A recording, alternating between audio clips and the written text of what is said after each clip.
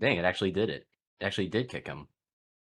No, I do that myself. Oh, you did that yourself. Yeah. Yeah. It was a weird thing because we run around for like chickens. We're like, what happened to Joel? And it's like, yeah, no. All right. In the far distant future, the nerds here to talk about it. Welcome to Warhammer and Weebs. I'm Kimara, I'm Joel. and today we are joined by a very special guest, longtime friend of ours, aspiring film writer, and established film producer, well, rather, film production intern, one Yes. great, powerful, amazing DM, Jeremy G. Hi, good evening, everybody. Happy to be here. Yes, we are glad to have you with us. Um, Before we get into the the Warhammer and Weebs of it all, let's get some plugs out of the way. You can follow us, of course, at Blue Sky, Warhammer Weebs at Blue Sky. You can follow us on our Tumblr, tumblr.com/WarhammerWeebs, and of course the YouTube, youtube.com/at Warhammer Weebs, all the same name, and with the little icon. So make sure to like, share, subscribe, uh, repost, or we want to call it retweet because I just use the same logic, and reblog because you can see my latest little post on our socials where I found some Warhammer books at the bookstore. I didn't buy them. I did get one on Audible a couple days ago. But yeah, that was cool.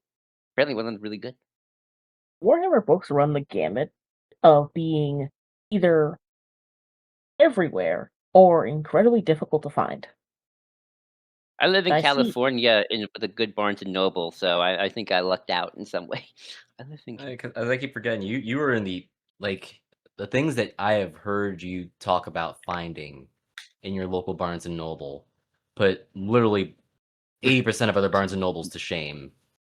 Because I know Oh yeah. even my local ones is like, they have it here and there. I do think they're getting better with like tabletop RPG and Warhammer stuff, but they're not finding anything to that caliber. Oh, my Barnes and Noble at the big mall, the Spectrum. Like you go in there, there's a whole section with manga. Like I went in there like a couple days after the Chainsaw Man movie, and just like front row, all the Chainsaw Man manga. And then last time I went there, I saw like volumes 1, 3, 7. There's a lot of them. Quite a few of the Evangelion manga adaptation. So you can find quite a bit Hey, you'd in be terms of surprised. I feel like there was a time when like at Barnes and Noble and other bookstores, manga was like a corner. Now it's like a whole. You have like actual whole shelves full of them. And I do have a funny story when it comes to Chainsaw Man as well that I think I shared.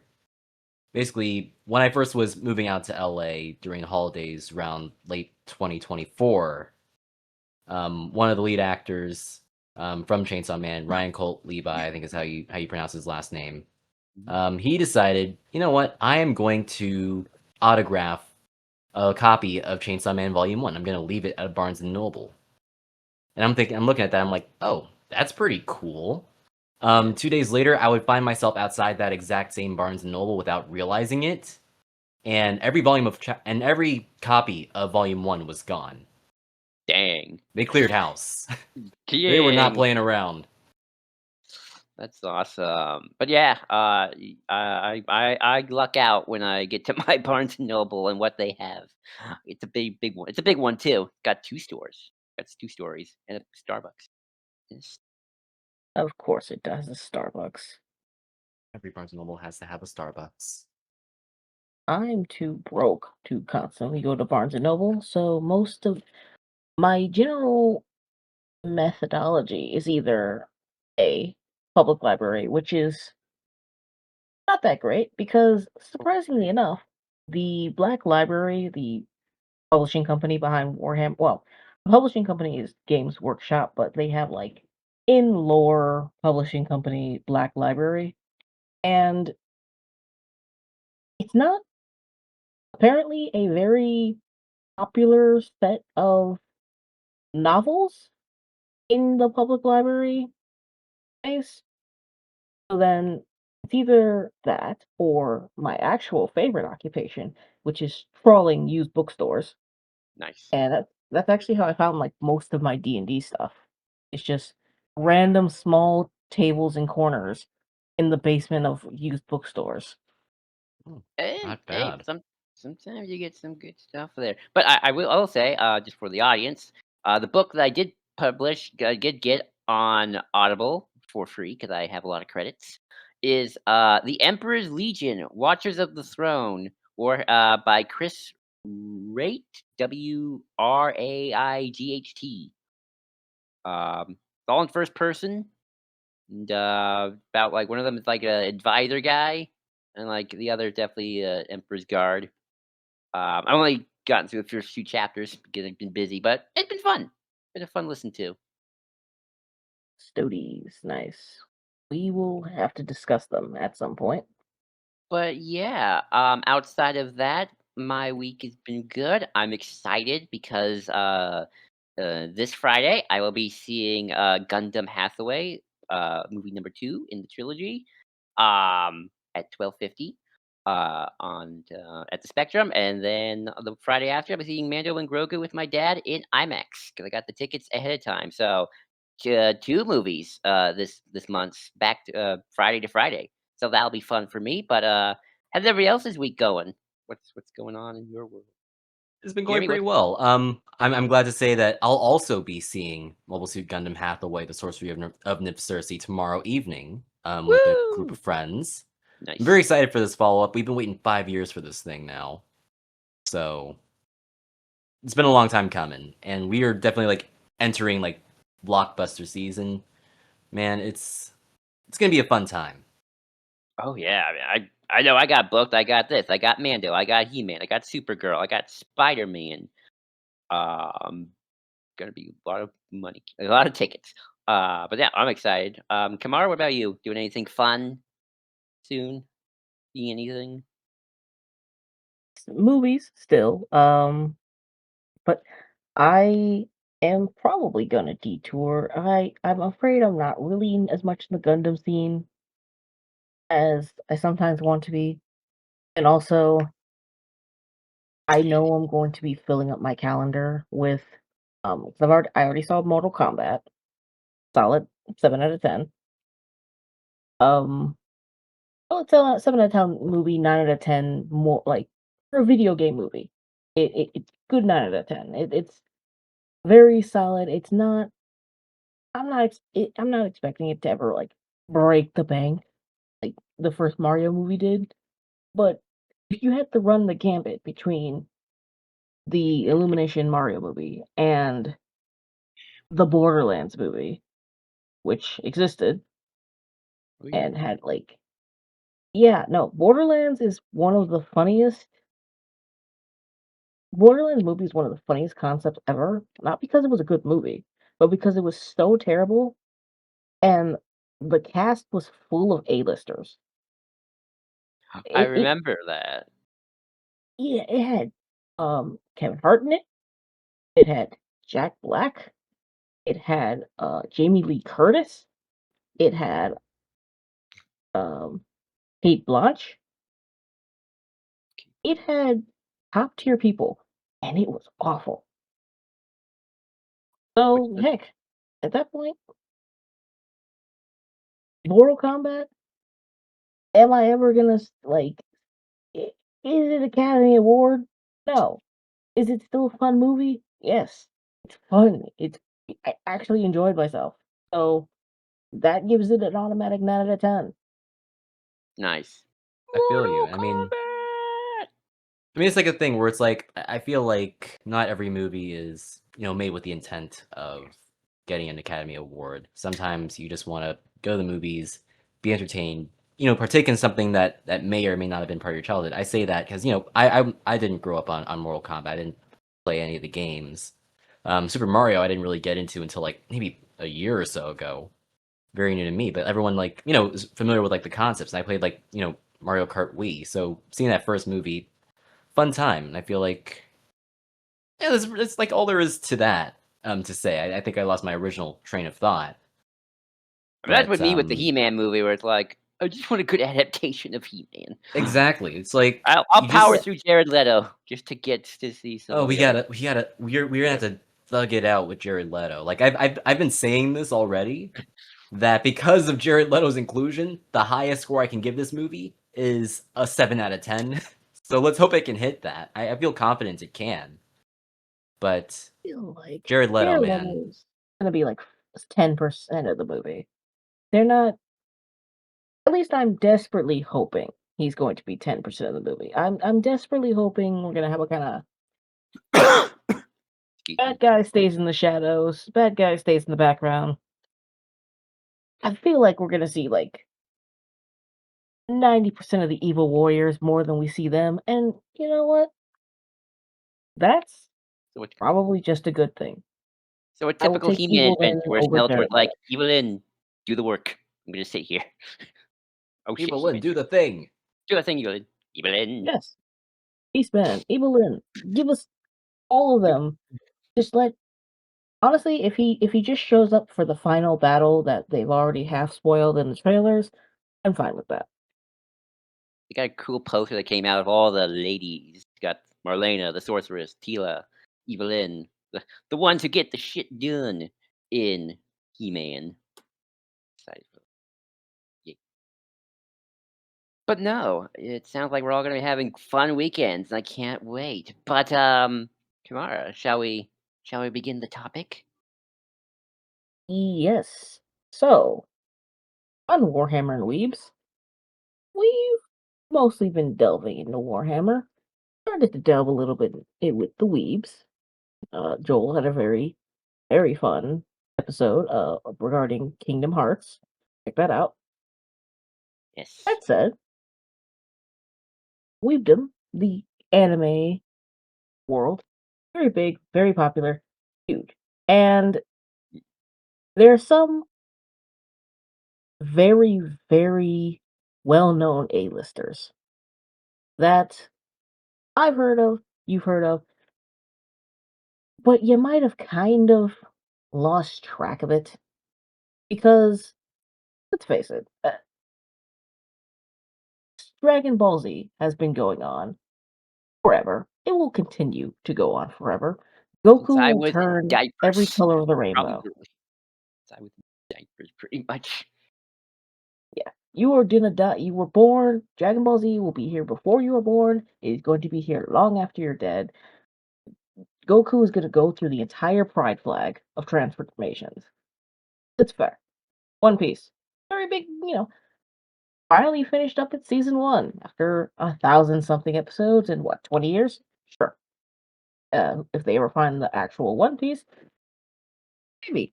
Maybe your great grandchildren will get to see that. Ash Maybe the Ketchum real has One been Piece is the trying friends to we made along the way. Ash Ketchum is trying to be the Pokemon Grandmaster for 20 years, and he's only now 11, and he finally did it. 20 years, he's 11 years old now. He started at 10. He finally did it. Now the very best, like no one ever was. Which, you know what? Props to him. He's more accomplished at 11 than I am at, what, 28, 29? I'm Oh, you 32, know and what? he's more accomplished than me. I'm a Naruto baby. had an actual ending. Lo and behold, the rare, glorious power in anime world, an anime series, an anime shonen series that had an ending and got a sequel to boot. But then we get to Bleach. And Bleach has, much like the other ones I just mentioned, Bleach is one of those pillars of the anime fandom, anime community, where even if you almost know little to nothing about anime, you probably have heard of Bleach. It was one of the main, at one point, it was one of, well, it has continued to be the king. Bleach, Naruto, One Piece, you had different other pieces. Toriko was there for a little bit. Dragon Ball Z is its own thing. But it has been this ever constant pillar for the better part of, I want to say, 2.5 decades. And very recently, um, one of the major sagas, known as the Thousand Year Blood War, is reaching its very highly anticipated conclusion. This July, as of July of And now it's May as of recording session, so we have about 2 months. It's anticipation is high. That said, if you're anything like me, you probably lost track of Bleach about 15 years ago. So I brought in the closest thing I understand to an expert to maybe help us get a little bit back on track. Jeremy, I'm kind of hoping you kind of give us a rundown of what the heck is Bleach. All right. Okay. So Bleach. It was one of the big three, alongside Naruto and One Piece. First premiered, I want to say either 2004 or 2005.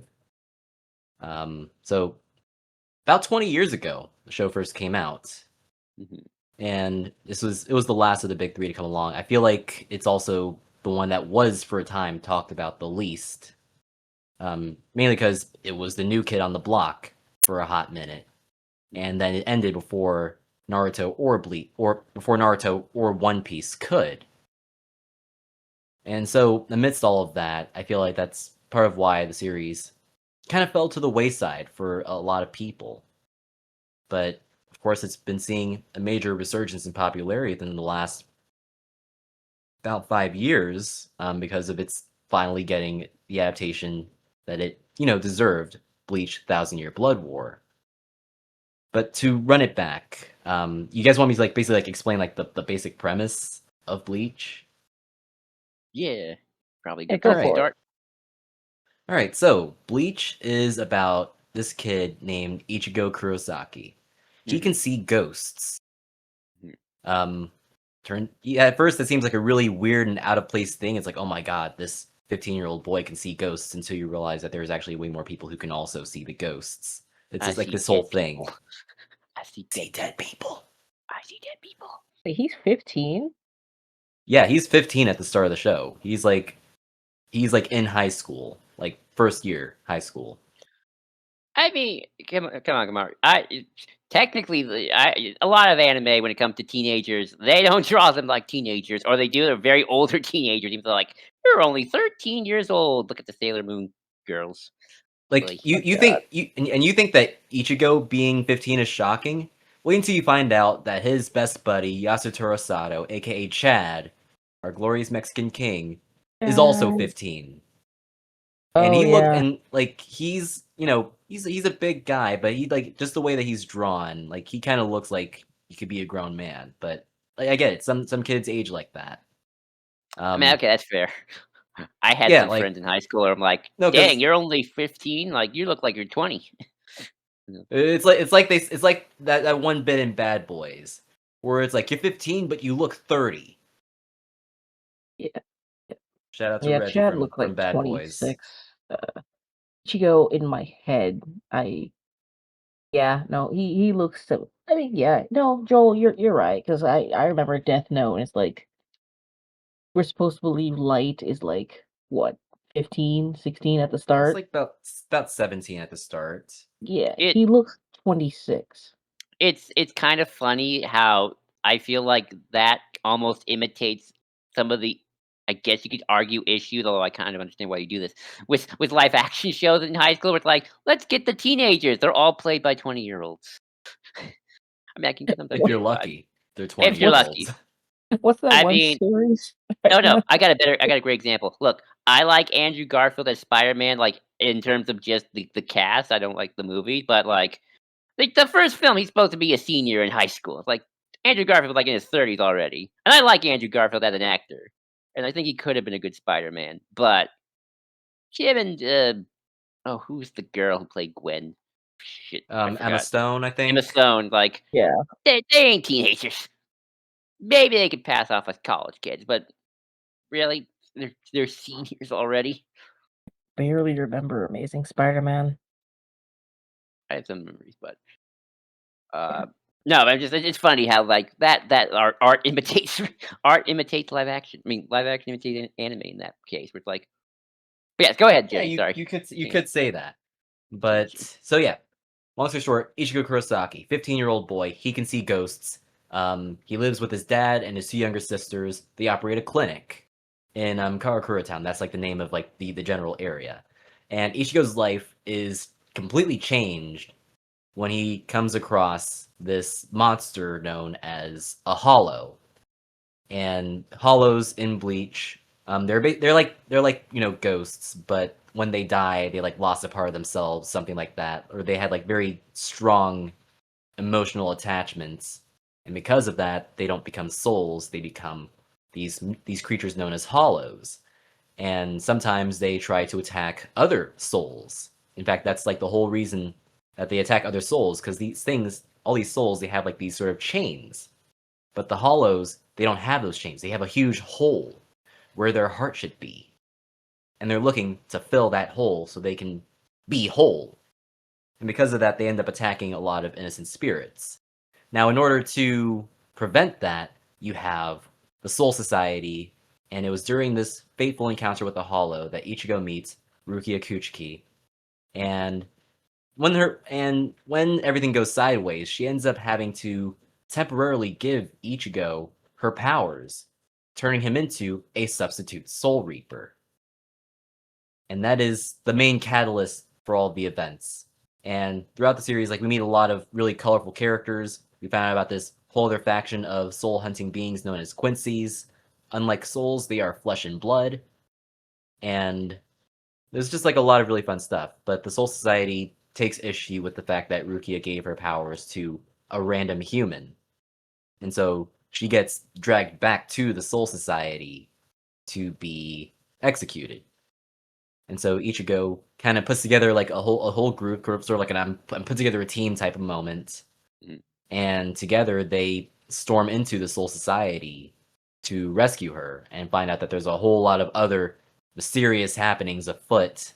It turns out that there's someone else pulling the strings, trying to disrupt the balance of this whole other world that exists. And that's like the basic gist of it. And the show ran from 2004 till 2012. It was about 4 major arcs, whole lot of filler. What filler is good and what filler is bad really does vary. But it was very much Studio Pierrot Naruto-esque filler. Like if you thought the filler in Naruto Shippuden was bad, wait until you see Bleach. It was not great.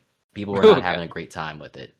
And I say that as somebody who, I admit, I'm guilty of skipping some filler. I first started watching Bleach in college about 5 or so years ago. And I remember going through like the entire Soul Society arc, which was the second major arc of the series. And then it segues into like introducing these new characters and stuff. And I'm like, okay, this arc is really starting to drag. We're fighting these things called Bounce, which are basically vampires. And I must have watched like 40 episodes of that before talking with some friends. And they're like, oh, you got stuck in the filler. And I'm like, what do you mean I got stuck in the filler? This is all important, right? No, Nope. it's not.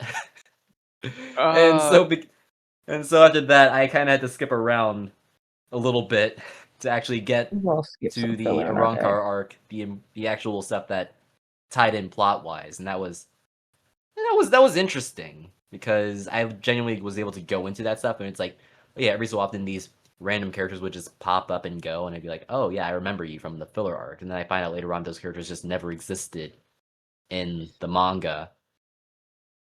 So yeah, again, very much playing off of Naruto rules. I mean, it's the same studio, so yeah. It's they always try it's to make always them different. fascinating the manga anime divide, like just show divide, especially like because a lot of the anime I grew up with, like I didn't even it took forever for me to realize, oh, these are all based off of books, and Japan has this whole interesting way of adapting things that are so different than from like American comics. Um, and like as a fan of like Yu-Gi-Oh, when you read the manga and the book, I mean the anime is way more violent than the I get the 4 Kids version, but even then, it's like Yu-Gi-Oh had like a whole filler arc about like Atlantis and this guy wanted to destroy the world, of course.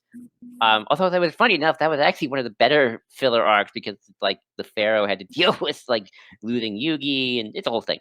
Um, but I've always sort of found those things funny where it's like you got the manga people who like know all the stuff and like anime people like probably watch it like, oh, this is important, right? And then years later they find out like, you mean it was never part of the original story? Where's this character? What do you mean he doesn't exist in the book or the manga? What do you mean it's all Yeah. filler? The divide. I Yeah. feel like every country that does movie and books adaptations has that. It's just, 'cause whether it was anime or whether it was Lord of the Rings, someone was like, "Oh, what do you mean they didn't put like the elven?" I think it was like, "What do you mean you didn't put the elven song language or whatever in the movie?" Or this should have taken whatever. Like, I What do you mean Tom it's Bombadil's not in always it? What do you mean Tom Bombadil? Bombadil. Yes. Um. Oh, Jeremy. If you want, maybe this would be a funny segue in terms of manga, anime divide. You want to talk about um how the director had very specific ideas for like the relationships and how like that changed from the manga? Okay. You So gotta tell the story. we can elaborate. I can elaborate on that a little bit. So like I mentioned before, Bleach was produced by Studio Pierrot. This is the same studio that does anime such as Naruto, Black Clover. I want to say, did they do Tokyo Ghoul? They might have done Tokyo Ghoul as well.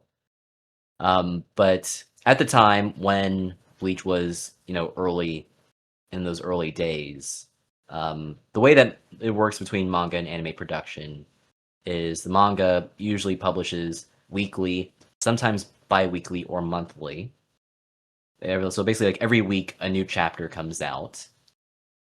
And back in the 2000s and the 90s, most shonen anime were also on a weekly model. Now, the problem is, on average, maybe one chapter of a manga is coming out a week, but a single episode of an anime could cover up to 4 chapters. And Dang. so, because of that, there would be many instances, and there was this whole gag in Gintama about this, that basically anime moves way faster than manga can. Because when manga would have like a new chapter out every week, an anime could cover 4 of those also in a week. And back then they were using a weekly model, so there were new episodes coming out every week year round for the most part. The only exceptions would be like, holidays or natural disasters or anything like that, or like, any sort of special ordeal that would Right. be a good reason not to air a new episode of an anime. Right. But because of that, what this meant was studios would have to, consult with the mangaka about what to do during those time frames. And usually what that meant was we either have to slow things down, like what happened to One Piece, which is why so many people complain that the pacing with One Piece is so bad, or you make your own thing in between. And you make it to fill the gaps in the story for things that have not yet been written yet, or Right. perhaps won't be written for quite some time, or maybe the mangaka will have a clue as to what he wants to do, find a way to tie it in somehow. Mhm. And so that's part of why shows like Naruto and Bleach have like so much filler. Even Dragon Ball have a lot of filler in them, Mhm. and why One Piece has really really slow pacing, the constant flashbacks of previous events, Mhm. because they're effectively padding for time so that the manga has more time to get ahead before they can catch up. Right. Now, in the case of Bleach, this meant that when they first started production on Bleach, the director, I forget his name off the top of my head right now, Noriyuki Abe, I think, that Mhm. was the director of Bleach. Also directed Ghost Stories, which is also a Studio Hero anime. Ghost But story. That's but basically because of that, you have a male lead, you have a female co-lead in Rukia, Mhm. and the two clearly become like very close over a very fast period of time. It's why Ichigo goes on this whole quest to save her, because she saved him. sense. Now, looking at their dynamic from a naked eye, you could very easily make the assumption, oh, they are a romantic pairing. And I suspect that Noriyuki Abe was under that same impression when first beginning with the manga. That being said, he committed to the bit when it came down to Bleach, the anime. Now, anybody who, has heard the stories will know that Ichigo and Rukia are not a romantic pairing. They are never truly treated as such in the source material because Ichigo's romantic interest is a childhood friend of his, Orihime, Inoue. Absolute sweetheart. Also has the ability to, she gets her own powers in the show as well. So The she's someone fairies, who's also right? yeah, the fairies. You could call them that. I forget the actual name for them. The ones that are connected to her hairpins. And so basically, because of the nature of Ichigo and Rukia's dynamic, they committed to the bit of the idea that Ichigo and Rukia are a romantic pairing. And if you watch the show, you would think, oh yeah, these guys are going to get together in the end. And that's very much not the case. Sorry to spoil that for you all. There was other subtle things too that were changed, mainly because they just didn't know the coloring for things, because manga is black and white, anime is full color. Right. Fun fact, in the original Bleach anime, Orihime, her eyes are gray. Mhm. And then eventually, when it came time for Thousand Year Blood War, there had been color versions of the manga that had been coming out, courtesy of Kubo. And her eye color is not gray, they're brown. Or this other character, Rangiku Matsumoto. She's a redhead in the anime.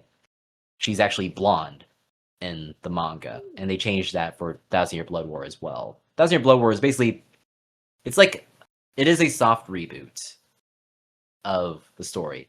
Same characters, same setting, same story, just little subtle tweaks and changes to things to more closely align with Taita Kubo's, vision for the story as he had written it and drawn it. And so That's that's pretty much the best way to sum that up. that's really fascinating. Um, that's a really fascinating way to describe it because an example of something like I think that sort of happened with that, ironically enough, is a Yu-Gi-Oh thing, and that is that movie, The Dark Side of the Dimension. That's a movie that came out in when did it come out? Just checking it now, 2016.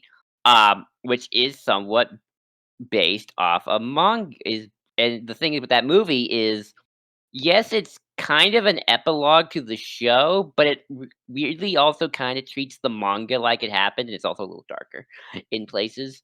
Because of how certain things go down. So it's one of those weird situations where it's now that's different because I think Yu-Gi-Oh! The whole other situation was its adaptation being kind of way off the rails. I found that really interesting with a little closer to the manga, and they get back the original dub voices as well. So you get the original voices for Yugi and Kaiba and all that good stuff. So I find that interesting. Um, you mentioned filler. I have to ask when it comes to Bleach, are there any good filler arcs though? Are there any filler arcs that's it's not the manga, but it's still pretty good and does some good character work with some of the characters, or is a lot of the filler just skip it? I would argue, and what's funny, because you mentioned how there was a movie for Yu-Gi-Oh! That draws into the manga. One thing I didn't bring up was that it goes both ways, even between Bleach and Bleach Thousand Year Blood War, where there Okay. are actually elements from the original anime that weren't in the manga that were Mhm. later, retconned into the actual story and made part of the main storyline. Mhm. So there's 4 Bleach movies, none of which were originally perceived as being something that would tie in. But more recently, in the last part of Thousand Year Blood War, they actually canonized the first movie, Memories of Nobody. That movie is canon now, or at the Ooh. very least, parts of it are, such as certain areas. And the characters are like, "Oh yeah, we did travel through this area at one point," and so it becomes clear just off those little subtle nods that we didn't forget what was done before, even if it wasn't something that came from Kubo. This Mhm. is, again, because Kubo's heavily involved with Thousand Year Blood War. This is him getting a chance to sort of look back upon this earlier project and, Right. being able to bring things back in that weren't, originally there or that weren't originally his. As a reward for those who stuck out the journey. Like a little bit of a reward. And then there's also this bit. There was this one filler arc in Bleach where the Zanpakuto, the swords of each Soul Reaper, they all have like their own inner spirit of sorts, and we got to see those inner spirits personified beyond just Ichigo's swords. And later on in Thousand Year Blood War, that would also come back into play, where these designs from the original anime were once again reused. They were brought back as we got to explore other, I guess, another facet to this one character, Kyoraku Shunsui, who we also got to see like his Zanpakuto spirit, which is also done. This was done in the manga as well before all of that. But now it's like, oh, it's like you look at the manga, it's like, oh wait, that's from that one filler arc in the series. And so that's I think, very cool. and so there are like different ways of it coming back around. And so those arcs that at one point in time were filler, I won't call them essential viewing, but they give you more of what's now established as being part of that world concretely. That's cool. I mean, I love it when stuff always comes back. I always think that's such a cool little thing of like, now it's all kind of building and feeding into one another as well. Kamara, I'll give you the next question if you want to ask. Give you the- Actually, I was going to point out as a bit of a note for our audience. Again, if you haven't been with Bleach for a while, and like I said, you kind of either vaguely remember it or kind of are a little curious. Um, Swords and the sword spirits and the various forms of swords. I think I remember it was a Ikai and Bankai. If I remember correctly. The swords themselves are called Zanpakuto. They have two different No, the forms. sword You have their mode. Yeah, they Two. have like two different modes. Their Shikai, which is like Yeah. the cool, elaborate designs, and then the Bankai, that's like the super power up. And then there are some swords like Ichigo's that don't have a base form; they just have their Shikai, which is in Ichigo's case, giant butter knife. Wasn't it because he had like too much soul, whatever he couldn't control, like the typical anime sort of deal. Like you have too much.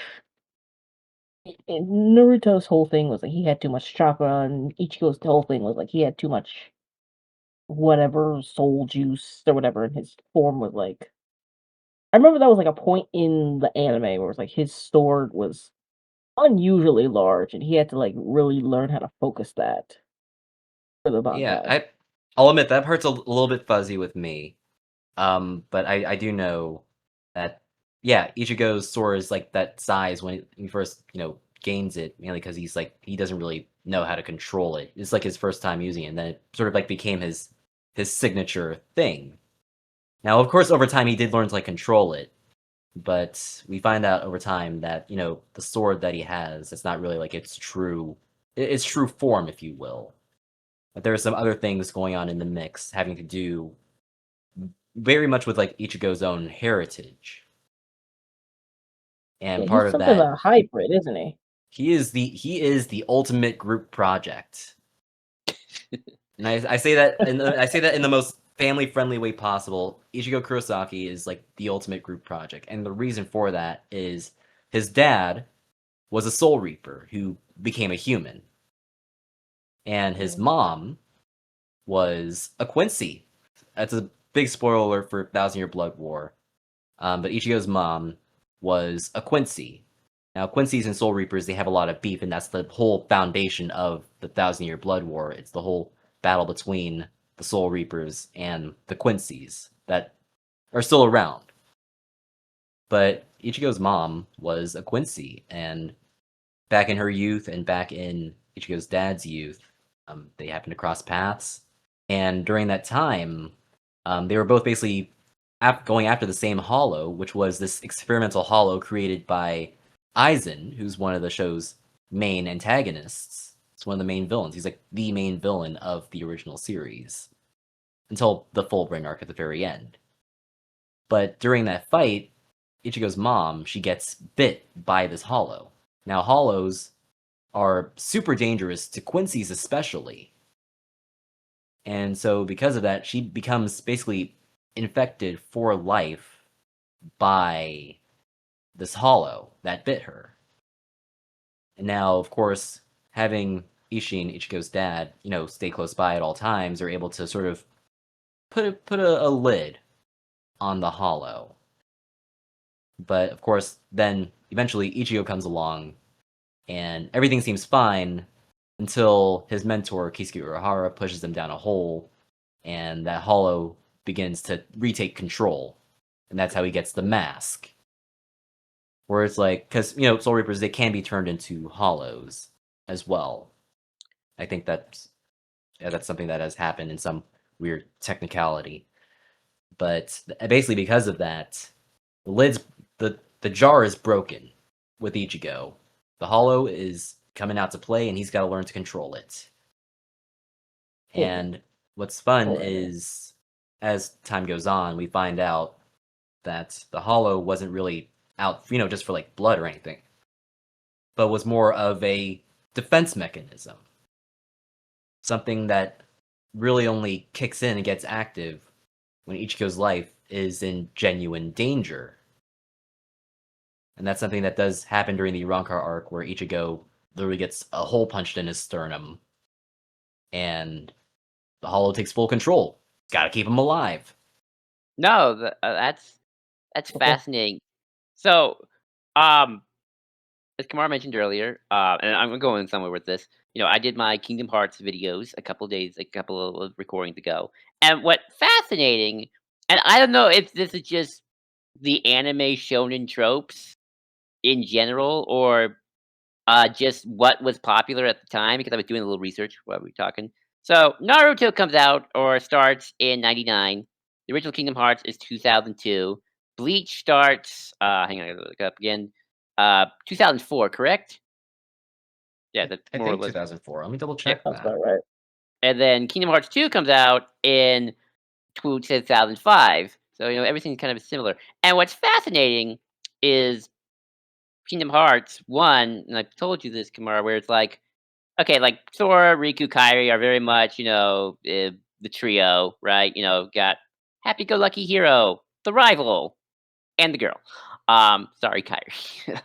I know. But with My bad. Bleach, what's funny is there are certain character designs that kind of look like they came out from that, maybe Bleach inspired with Kingdom Hearts. I've shared it a couple times. I put it in the chat.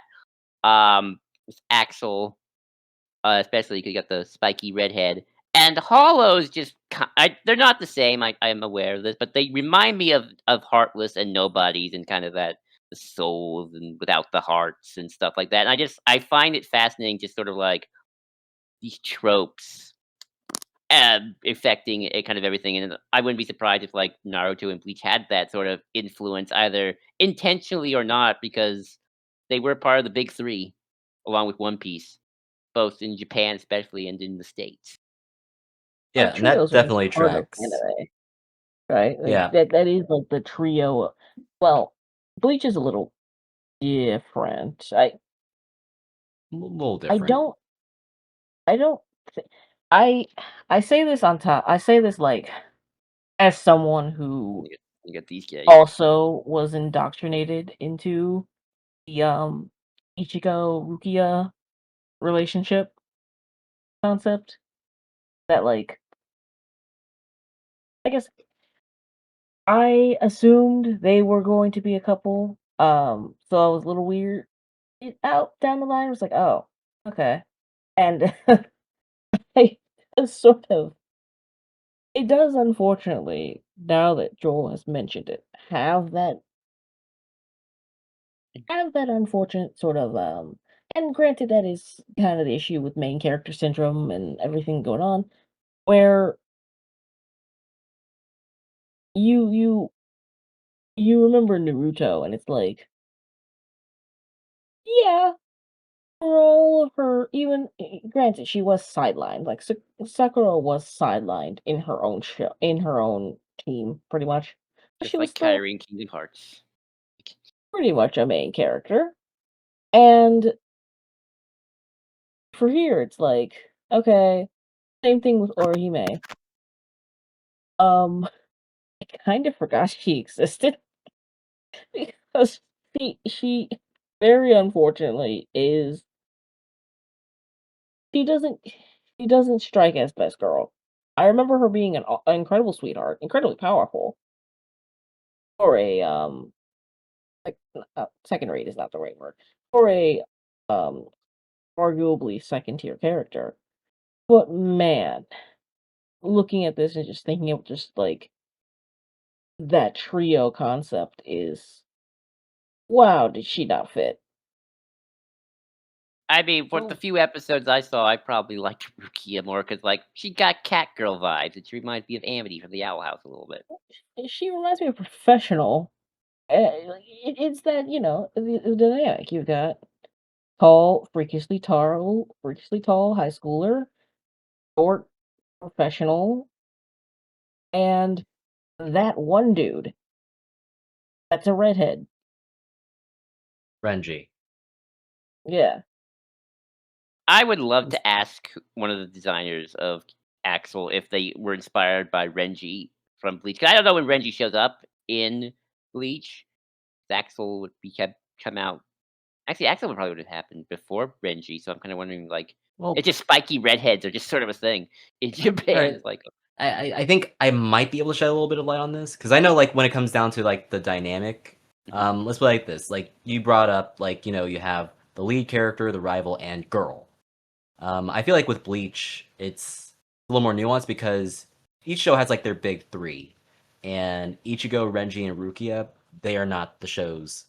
They're not the big three of like the show story right. wise. I would actually make the argument that the core group, as Bleach goes on, becomes Ichigo, Chad, Orihime, and Uryu. And Renji shows up like I think around like episode 16 or 17 of the anime, but pretty early as far as the manga goes. And so because of that, like yes, Renji is a rival, but I think Ichigo's like biggest rival, most likely, that would have to go to Uryu, who we meet very early on in the show, actively proclaims himself as Ichigo's arch enemy because I'm a Quincy, you're a Soul Reaper. That means we have to fight. Oh yeah, Glasses Boy. Glasses Boy, who's really good with a bow and arrow. He's also really good at sewing, and I love that little quirk about him so much. Ryu is he's a very fun character. He's got a lot of like layers to him. I do appreciate, and a lot of that comes into play as well with the ongoing Thousand Year Blood War, because now we have a full blown war between the Soul Reapers and the Quincy's. Mhm. Ryu's got to pick a side, Nice. but I think because of that, with the whole lead character rival and then girl, I mean, I guess you could say that for Ichigo, Ryu, and Orihime, but then that leaves you with Chad, and we never want to leave out the goat Chad. Chad He's is just like vibing. Chad he's does he's not there need. he is there for the vibes and for the punching. And not in like not in like a I want to fight thing sort of way, because the whole thing about Chad is that he is, a gentle giant. He's like, I am here to protect my friends, and that is what is important to me right now. And so he and Ichigo have that in common. So it's like I very easily get why the two became such close friends even Love before that. the start of the series. Um, but yeah, so that's like the Now, one point I would push back on just a little bit. no, that's fair. I mean, I we were just not every anime course gonna follow every formula. Now, obviously, we've mentioned this several times that this is part of the big three. I'm very curious in terms of being part of the big three. Um, how big did this get, both not just in Japan, but of course here in the good old U.S. of A. Like, where did it air? What the dub scheduling like? I mean, I don't I mean, my childhood's so blocked out sometimes, I don't remember what, but that's like, I always remember seeing Naruto on Cartoon Network when I was just flipping channels and whatnot, like, having no idea what's going on. Um, One Piece must have been on very late because I don't remember ever seeing it a lot, but, I went to bed at 10, I had a strict 10 o'clock bedtime. Um, I don't remember Bleach, but maybe I saw a commercial for it. Again, it's one of those things where, like, I'm sure it got big. It just sometimes I just don't remember my childhood sometimes enough to remind myself what was on TV all the time. But how big did it get in the States? All right, Um, so I can't speak too much to that one because when Bleach was in its initial height of popularity, I was in elementary school. Okay, that's fair. So I wasn't watching Bleach when it was first on air. Like the show first came out in the States, I want to say in like 2005, 2006. I was Was like it I on must have been like Toonami? 4. It was on Toonami, I believe. I do believe it was. I do believe Toonami was the block that it would be airing on, and that's where you would find it between 2006 and I think 2012 when the show was on the air. Okay. So It I do definitely know. got big enough that, like, as someone who it was one of the first anime I recall actively searching out.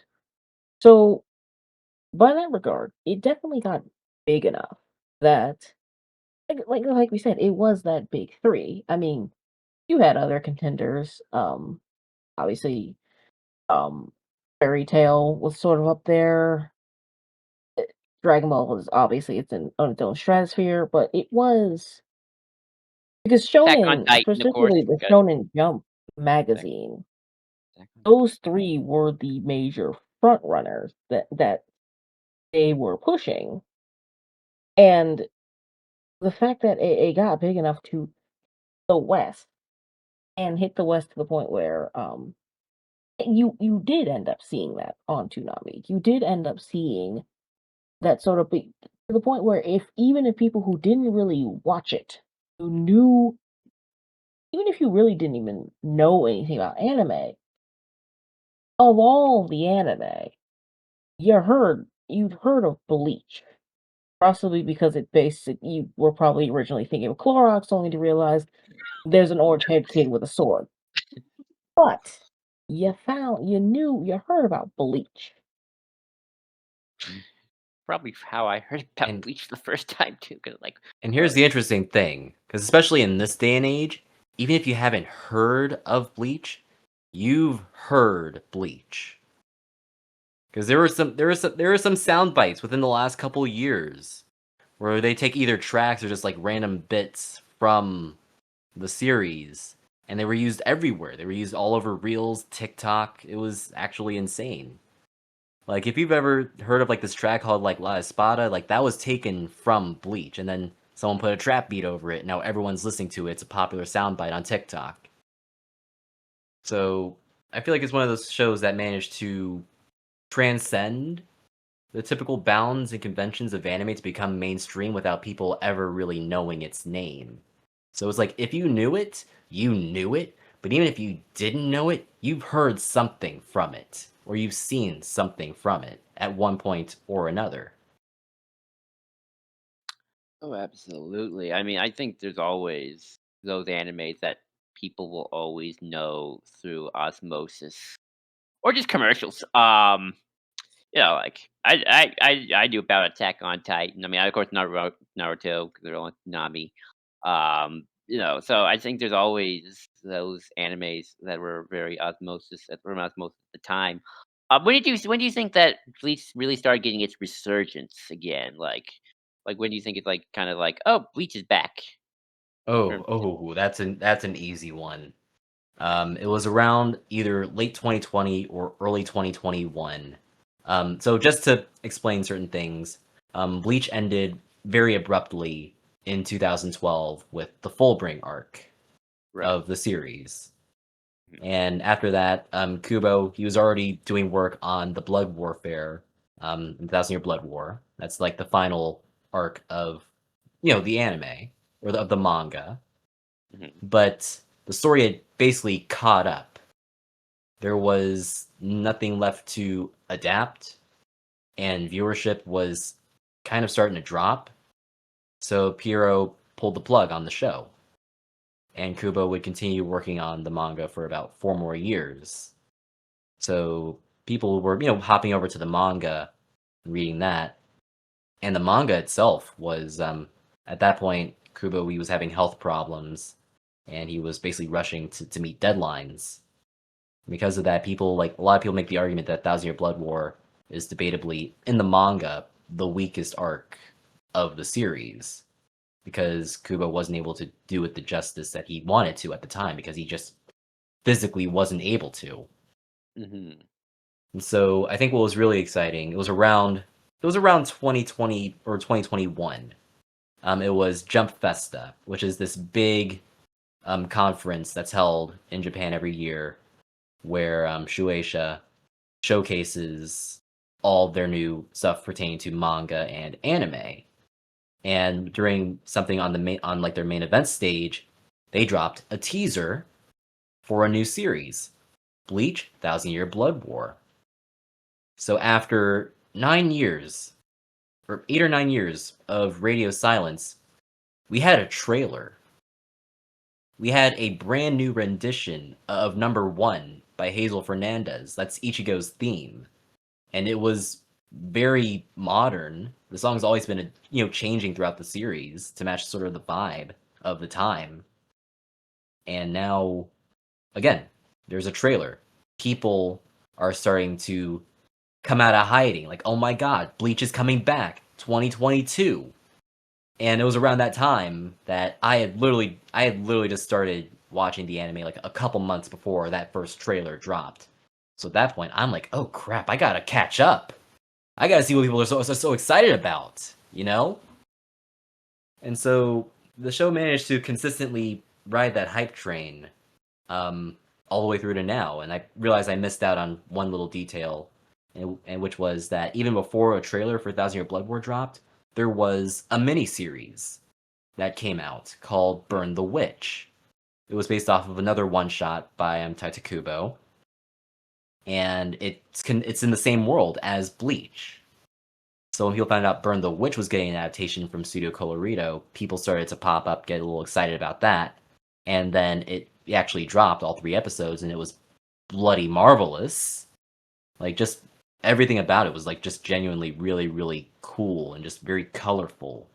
It felt like Bleach, but it didn't look like Bleach. And I think that's like the best way to describe it, even though of course the designs it's the exact same design language, just different setting, different characters, a whole other vibe, but still like the same fundamentals in the mix. So I think that was something that sparked a lot of attention. And then of course, when we got that first trailer, people realized, okay, the show is finally coming back. And we're finding out that, we have a new director. Kubo's going to be a lot more involved. There's going to be new material added, which usually for fans, they're like, I don't know, you're adding filler and stuff. But in this case, it was coming directly from Kubo, where it's like, yeah, these are things that I'd given some thought to. I want to work them in to help flesh out the story in ways that he couldn't before. So I think that sort of made like just a perfect storm for people to sort of come out of the woodwork and get back into the series. It's absolutely what it inspired me to like just go all in with watching Bleach fresh off of finishing Naruto.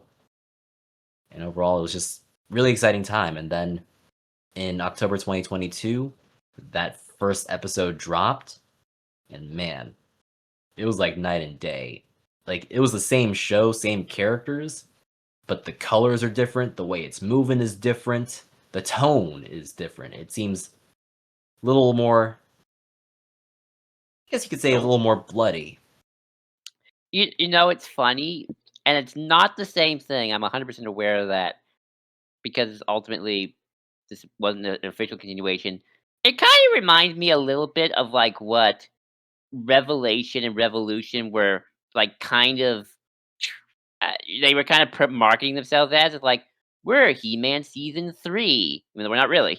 I know it's very different because obviously 30 years versus like 2012, and obviously getting the same cast back is very different. But it kind of reminds me a little of that, where it's like, hey, it's Bleach. It's just continuing, but like maybe we're a little more bloody, a little more willing to go places that we didn't go before. It's actually kind of funny, just like even looking at the Wikipedia article. Like last thing is Bleach season 16, and then Thousand Year Blood War. Like it's a different show, but it's not. It's also going to be on It Disney is, Plus, which is hilarious. yeah, no, like they very much treated Thousand Year Blood War like a bona fide sequel, because I know people were upset about how the original series ended. It basically like ended just like it was abrupt. Didn't feel like it was. It felt like the story was starting to lead into something new, and then it ended. And for all intents and purposes, I feel like it was a good way to end the series with it sort of like an uncertain, future. I think it was the best they could do at the time for it, knowing that hey, eventually we're gonna circle back. We're going to finish this story. So I think that was a big part of it versus like a He-Man season 3, because He-Man, Right. by that concept of the 80s cartoon, very episodic. There was Oh yeah. no through line across multiple seasons of storytelling versus Bleach, where it's like, no, no, no. There are threads that need to be tied up.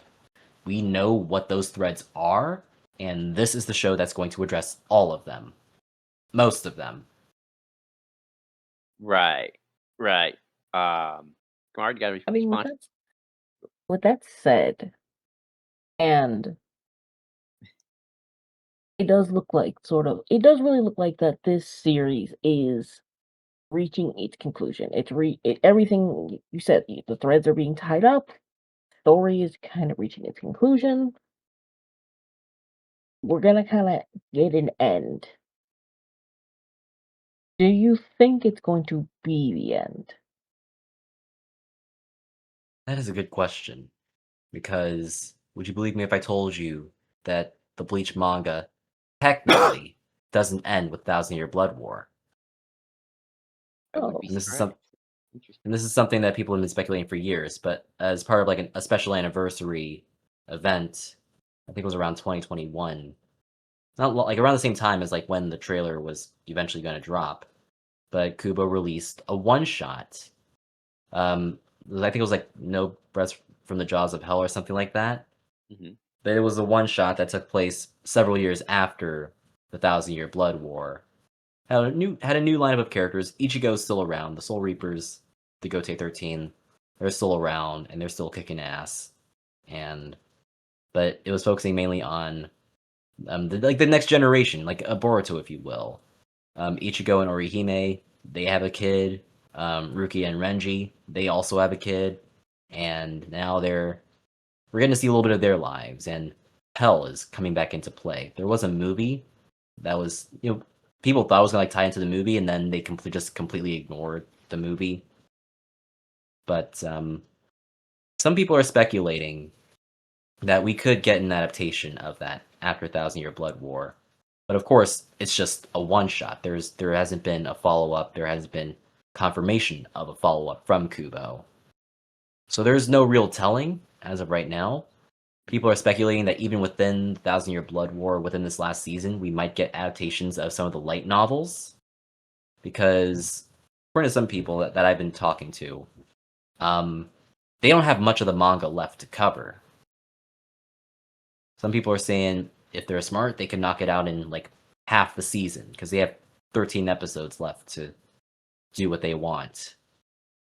Some people are saying, hey, they could just, add a lot in there and just let that whole last season be nothing but Thousand Year Blood War. But some people are speculating they could knock it out in less time than that, start adapting some of the light novels, and let that be like the epilogue to the series, kind of like what Naruto did with its original, or with Naruto Shippuden did with its original ending, where the show really ends with the manga around episode 480, but there's still like 20 episodes left, and those last 20 episodes are covering light novels, all leading up to Naruto and Hinata's wedding being like the last light novel that would be adapted for the series.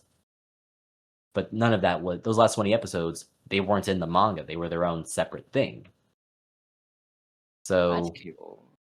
will I there kinda be like something that comes next? I wouldn't rule that out in the slightest. Let's watch But you never know. the Ichigo and Rukia shippers cards get crushed with the ending. well, I think they know at this point. Like Oh yeah, sure. it's not gonna happen, right?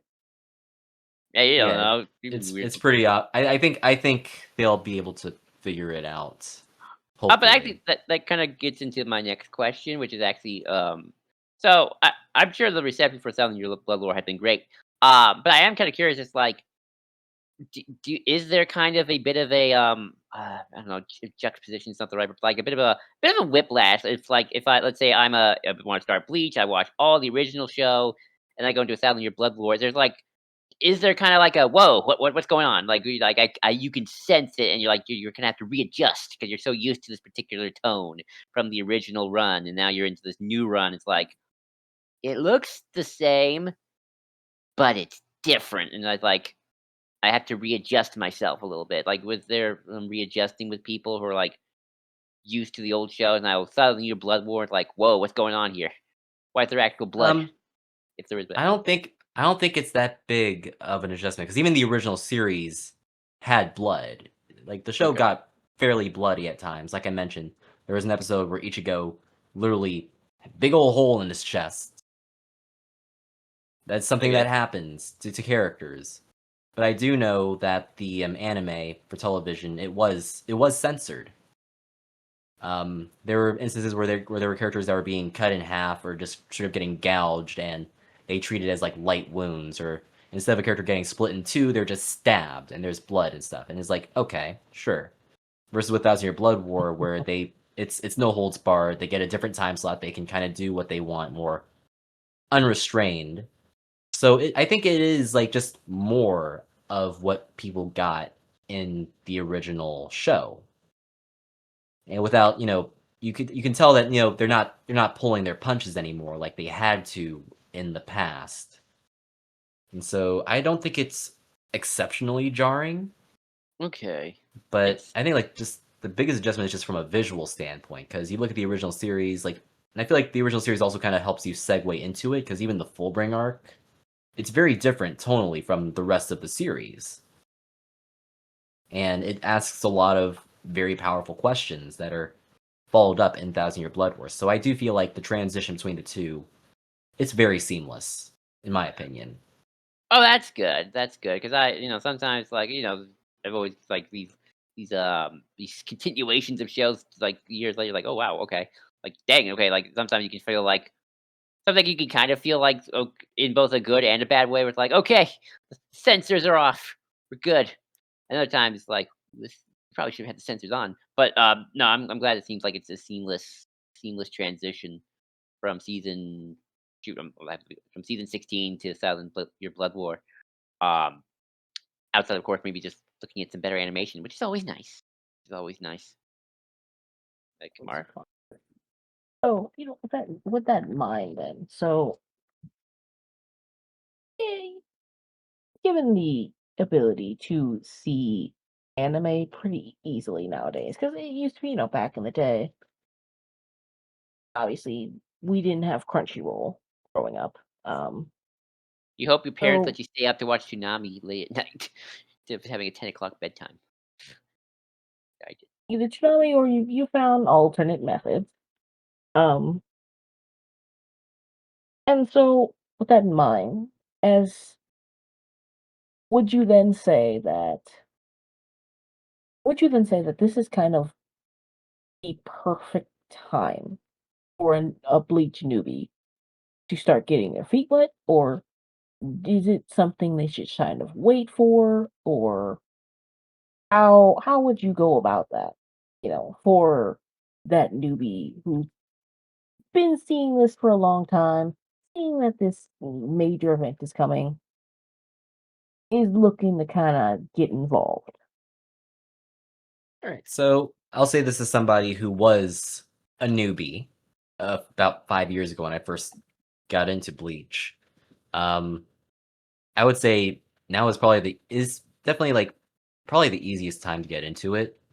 Now, mind you, final season is less than 2 months away now. It's coming out like July 7th or something like that. So it's coming very soon. And so because of that, I feel like people will feel the need to like, rush to get into it. And you don't have to do that unless you're like actively trying to avoid spoilers on the internet, in which case, yes, you do have to do that because people spoil stuff all the stuff online all the time online these days. But there has definitely never been an easier time to try and get into the series. Um, Crunchyroll doesn't have the rights to Bleach, so Really? the only way to watch Bleach legally is through Hulu if you're in the U.S. and if you're not in the U.S., Disney Plus. does that technically mean that Ichigo is a Disney prince and Yoruichi is a Disney princess? Yes. Yes. Tight. I believe in this. That There's a means criteria for Disney Kingdom Hearts 4. princes Let's go. princesses, and Sword. I forgot what it was. Kingdom Uh, Hearts I- 4, Sword, Ichigo team up, Battle Heartless. Great. Right. Okay. I got a question though, because I'm looking at the episode count. Why is season 14, the Aron Car Part 6 Fall of Espada, 54 episodes long? Filler. I don't have an Yeah. episode list on me at the moment, but I Yes. do know, like, when it comes down to the breakdown, because it was, a weekly anime, not a seasonal anime back in the day. I never even bothered counting by season. I just went by arc. Because if you look at Naruto Shippuden, it's like 20 something seasons, 500 episodes, and it's just easier just to know like what arc is that you're in. The Arrancar arc, that was like the longest arc of the series. Like you mentioned, it was as far as seasons go, it was released in multiple parts. It aired from April Um, 13th of 2010 to April 5th of 2011. just that season, or like all of it? Because I know the Arrancar arc went on for much longer than that. No, this is the Aron Car arc Part 6. So my bad. Part 6. Part 6. Yeah. Again, like a lot of filler in the mix. That's season 14, which means I'm guessing season 16 was the Fullbring arc. Then what was season? Season I don't 16, even want according to the Wikipedia, they label it as The Lost Agent from 2011 to the Lost Agent. That was the official name of the Fullbring arc. Okay. So, yeah, but yeah, again, Bleach was a big offender when it came to just how much filler it had and where it put it, because filler episodes would be put smack dab in the middle of plot points. Like important things would be happening, and then they'd be like, "All right, let's take a pause here. We're gonna have a beach day," or "Let's take a pause here. The Soul Society is putting on a film festival to promote the new movie," and things like that. And of course, holiday specials. They had their Halloween specials. They had their New Year's specials. So a lot of that in the mix as well. Gotcha. And as somebody who watched Naruto, like if you are even if you're a newbie anime watcher, or even if you're an experienced anime watcher, there is no sin in skipping filler. If it is an important enough plot point, it will come back up. You don't If you don't feel like watching the beach episode, you don't have to watch the beach episode. If there's some minor character or plot point that appears in the last 30 seconds of the episode, it will appear again. Yeah, I especially feel like we gotta tell this to our younger weebs out there because in the age of streaming, and I've low key complained about this to some extent, where it's like just 8 freaking episodes, and why isn't this a movie? And that's on the good ones. Like just like everything's like go go go go go, right? And no, don't get me wrong, I like and it's like eh, I like me a good fast paced plot as much as the next person. So I feel like it might be a bit hard transition at first for it to go from like one extreme to like the other extreme where it's like, oh yeah, this is just this like, oh yeah, the bad guys doing stuff, but we're going to the beach today, kids. We're just gonna relax, have fun. Um, oh, another bad guy that has nothing to do with anything shows up. 54 episodes. Let's go. Enjoy. Oh, we're skipping the whole Pharaoh's gotta find his memory to deal with this guy with Atlantis. Okay. Um, here's a question I'll ask you, Jeremy, and if you were to recommend a watch for people, um, how how would you go about low key binging it or not because especially with very episodic weekly TV, you watch an episode, the plot gets resolved, a little bit of bigger plot comes along, and then up next week here's this week's problem. So, do you recommend like maybe a couple episodes a day just to kind of not get too repetitive? What would your pacing on that be? Oh, there is no real course of action there. You just gotta kind of dive into it. I think that's the best way that I can describe it off rip. I'm trying to pull it up because I know I had I had a document that I wrote down at one point. Just like a general breakdown of how to watch the show because I was recommending it to some folks. Well, if you look at And that, Kamar, I mean, we watch old school TV. It's like if you're gonna do like in the streaming era binge, it's like it might get a little repetitive at some points. You you know, old school TV watching in a more streaming era format, I think people for better and forget, and worse. this is something that I've seen this happen, and we've kind of talked about it a little bit um with She-Ra and the Princesses of Power, Right. and how when it departed from Netflix, All you right. had legions of people, like, understandably upset and almost weeping, like, "Oh, we'll never see it again. It's gone." And it's like, I feel like people forget you are in the 21st century. We have W- technology. It's not going anywhere. It, it, there are ways in the modern media, especially, like, this isn't TV reels from the 70s, 60s, 70s, 80s, where This isn't Doctor someone Who has where they lost. burnt the film because they were like, "Ah, we're done." Yeah, so someone's lost the footage or thrown it away, or this isn't that. You have time to see it. You have means to see it, even if it's not, even if you have to do more than 3 clicks. If you like the series, do those extra clicks to find the series and watch it. And even when you find that, you don't, it's not going anywhere. It's not, you can find it again. I promise you. In the wide, wide, wide, wide, wide expanse of the internet, it's on there somewhere. Somewhere out there, across the internet. yeah, I lost the list, guys. I'm sorry. I don't Ah, have it.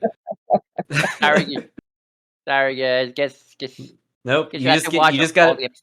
Watch it all. I will say there are sites that will tell you what is filler and what is not. Now, I will give my own personal recommendation of what you should watch and what you should not. Basically, watch the first 70 or so episodes. There's filler in the mix, but it's fine. Once you finish the Soul Society arc, skip whatever comes immediately after. And you're gonna keep skipping till you get to the Arankar arc. I am sorry, I don't care what people say. The Bound arc, not worth your time. It is like is like 40, 50 something episodes of effectively a nothing burger. Villains are I, kind of bland. They're kind of lame. You get like sure you get a little bit more Renji screen time, which is cool. We love Renji in this house. He's our stoppable king. woo! But you basically want to just keep it moving to get to the Arankar arc. Now the Arankar arc is where the pacing gets like really really choppy because they keep throwing filler in between because they kept getting caught up too quickly. Um, but there's some fun episodes in there. I think like the holiday specials and stuff, like for New Year's, those are fun. They're like you can't go wrong with it. Even like the film episodes, like promoting like the new Bleach movies, those were they're funny. They're a good time. If you are going to be here actively asking me what number the beach episode is, I know what kind of person you are, and I'm not going to tell you the exact number, but it's somewhere in the 200s. You're welcome. Oh, Um, okay. Would you it's say there somewhere are in any there. filler arcs are worth it just for the heck of it, or do you think, skip? They're not even like No, even just there is one filler arc that I do think is worth your time. I forget the name of it. I'm gonna look it up. I think this is what it was called. because I too believe that a filler arc can be good on its own. Like again, the Yu-Gi-Oh is weirdly my example where it's like I like that Atlantis arc. I actually thought it was pretty cool, and like they did some really cool thing with the characters and the All right, so pharaoh and whatnot. Oh, all go ahead. right, so if there is one arc that is filler by technicality, that I would recommend, it would be any of the Karaku Razor episodes because I like I think those episodes are really funny. They're just like one-off comedic things, like parodying like old school tokusatsu. With Cone, the teddy lion mascot, and this guy Don Kanoji, and he assembles a group to protect Karakura Town while Ichigo and friends are all away. I think those episodes are really really cute, and they're really funny. So I'll recommend those, and I'll also recommend the Zanpakuto Rebellion arc. I think it starts around like episode 230 something in the mix. But those are the episodes that, like I said before, they tie elements of those back into Thousand Year Blood War. Whether or not it's actually canon, no one really knows, but you'll see some familiar faces in Thousand Year Blood War that come from that arc of the series. Nice, nice. Kimara, do you got Nice. any questions? Honestly, no, I think, frankly, I am going to. No, no, I think that pretty much is all we can really say about that at this time. Maybe down the line later on, following the conclusion of the series, we will get Oh, I actually do have one more another question. perspective. I just thought of one more question, and it's probably a very. I'm sure it's a controversial question among Bleach purists and completionists, but I am kind of curious. If you were to start with a Thousand Year Blood War, would you understand it, or would you be confused?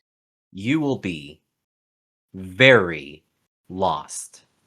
Ah, okay. So it's very You much not for the faint of heart, it or the it, faint of it no, humans. because when I say that Thousand Year Blood War is a sequel and a continuation of the story, I mean that. Now you can pick up on like certain context clues like as you go. Like yes, Right, it is a war. People are fighting. You're not gonna know who anybody is that's actually right. fighting if you don't watch the original series. You're not gonna know who Renji or Rukia or Byakuya or any of you won't know who any of those characters are if you haven't actually watched the original series. You won't know, hey, why are these Soul Reapers able to use hollow masks? You cannot. You can most certainly try, I but feel like it you would can be never really. very difficult. I feel like you can't really ever really drop into. I'm struggling to name like a single anime where you can just drop right into. Like I feel like Well, I was asking for this you have because to this is thug like a out big a gap in person. between 2012 and 2020. Let's put it like this. Let's put it like this. The episodes might be 10 years apart, but Mhm. chronologically, they take place like maybe within a couple months of each other at most. That's being So they give you no generous. context clues. It's just you better No. watch. Okay, This is like it like this is not for the new kid on the block just like getting into anime. It's like, oh, my first name is gonna be Bleach Thousand Year Blood War. Nope, you gotta start with Bleach, my boy. I'm sorry. You want to find out what's okay, happening in Thousand Year Blood War? You gotta start with Bleach. You gotta start at the basics. You gotta know these characters and what they're dealing with, so you can then understand the context behind everything that is happening in the now in Thousand Year Blood War. gotcha, gotcha. Okay, yeah, I was just genuinely curious because Oh, go ahead, Kamar. Sorry, I interrupted. Go ahead. Oh, Yeah, no, yeah, no. That was yeah. I'd argue you kind of, which is part of the reason why it becomes a very intimidating concept. I think for a lot of new anime because I know personally that's part of the reason I never got into One Piece because by the time I actually knew what One Piece was, it was already 500 something episodes, and I wasn't doing that. So I think yeah, for that concept of having seasons upon seasons upon seasons of that are already pre-established, having this well entrenched fan base, and just attempting to step into it becomes the reason why so many people it becomes a very difficult endeavor to try to step into these new franchises which I think I would argue streaming has kind of made it worse. By that same respect, it's made it better and worse because you do have that access. Um you do have that access to different anime. You do have that You have the connection, entire but at the collection. same time, You have the entire. you have that ability for everything to go by very, very quickly. That ability for everything to slide by very quickly also means it hits a lot less, I think. Which is why I argue, yeah, you have to kind of take your time with it. But at the same time, your time is valuable. So, sorry. What we've gotten out of this conversation is Bleach is awesome. Check Heck it yeah. out. Heck yeah. But Very also get awesome. ready Feel for free a to ride. skip the fillers. Yeah, it's a marathon, not a sprint. Yeah, take your time. It is not going anywhere. Yes, well, I was gonna say Crunchyroll is gonna shut down, but apparently, I'm still shocked that Crunchyroll doesn't have Bleach. Really? Yeah, There you basically Crunchyroll got the license from Viz Media, which is the US distributor. Um, Viz they did something with Disney, so Disney is the distributor for their stuff now. So I don't know if you can still even find Naruto on Crunchyroll now. I'm pretty sure Naruto is also like on Hulu and Disney Plus. It might still be on Uh, Crunchyroll. I'm not sure. well, I won't tell the audience to explore the wide web, but it's out there. It's The out web is there. I won't tell the audience to go and explore the wide web and check out different anime sites, but Yeah. eh, given the monopoly of Disney, maybe maybe check the open waters a little. Who knows? Yep. Ah. Just I putting was it about out to make there. Savvy. a joke, but I'm not gonna do it. I'm not gonna say it. Savvy. Savvy. Savvy. I'm not gonna say it. It's a One Piece joke. I just understood. I just learned it because I just started watching One Piece like a month or so ago. I'm watching it through One Piece. Isn't it? How's that Which going? Is One Piece now 1,000 episodes, or am I just over exaggerating? I think it's closer to 1100 actually. Oh god. Oh god. Yeah. We, But Joel, Oh, sorry. Hang on. your mic was kind of. oh yeah, oh yeah. There we go. There. Testing 1, 2, 3. Am I better? Back. Hello. Yep, Testing. better. Okay, good. Yep. Oh, it's gonna be funny, Kamara, when I do my Doctor Who talk, because that's a lot of episodes too, and it's like, I could do a whole thing about like long running series that kind of do have openings for new people, but that's a whole other discussion. Anime, I almost feel like is like the opposite of comics, where it's like, yeah, comics have like can go up to like issue 1,000, but if you're, I mean, obviously you still have to do some research, unfortunately. But if you know the stuff, they are pretty good at having openings for like, oh, you can start here or you can start here. Manga, anime seems like the opposite. Like, no, episode 1,000. Sorry, you gotta start with one. Get Always ready. start. In order to travel 1,000 miles, you must first start with one. I just made that up on the fly, by the way. That's good. That's good stuff. So I Ooh, feel like nice. that's you're getting like no matter what, like you're getting the whole story if you start at the beginning. Yes, it takes longer, but if it's something that you like, it Absolutely. it doesn't become a chore at all. Oh no, obviously not, of course. But yeah, go watch Bleach, guys. Go watch one of the big three. Enjoy. Go watch Bleach. Feel free to skip the filler. Don't be intimidated by, I'm guessing, what's going to be several million weebs dressed up in Soul Reaper robes invading your local anime shop. Don't be intimidated in the next time you go to a con and there's 50 billion people in robes wielding swords. It's just par for the course.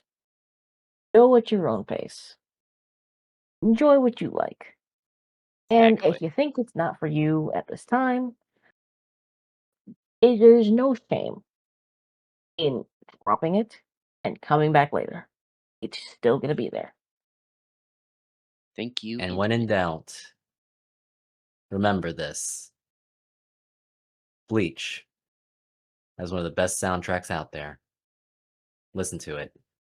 Trust me, it's worth it. Nice. Even if you don't watch the show, it's that good. Nice. Well, thank you, Jeremy, for coming and talking about Bleach with us. This has been a lot of fun. I feel like I learned a lot. I feel like talk. No, this was fun. It was a fun little dive. I feel like we were barely scratching the surface on everything, but there's just so much that could be covered. Yeah, Oh, since that That's anime happened. for you. I mean, we're doing Warhammer. We barely scratched the surface, and we've been doing this for a few episodes. I feel you. Yeah, that, ladies and gentlemen, has been Warhammer and Weebs. I'm Kimara. I'm Joel. And I'm Jeremy. Thanks for listening.